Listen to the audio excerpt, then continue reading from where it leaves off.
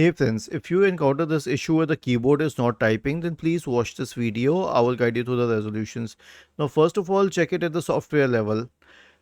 Is the keyboard a Bluetooth keyboard which is battery operated? If yes, then try changing its batteries. If that doesn't work, then the next solution will be to update the keyboard drivers. Search for Device Manager in the Windows search bar and open the Device Manager. Expand the list for keyboards. Right click on the first option and update the drivers. Right click on the second one and update the drivers. The last option will be to update Windows. So right click on the start button. Select settings from the menu. Go to the Windows Update tab and click on check for updates. Was this helpful?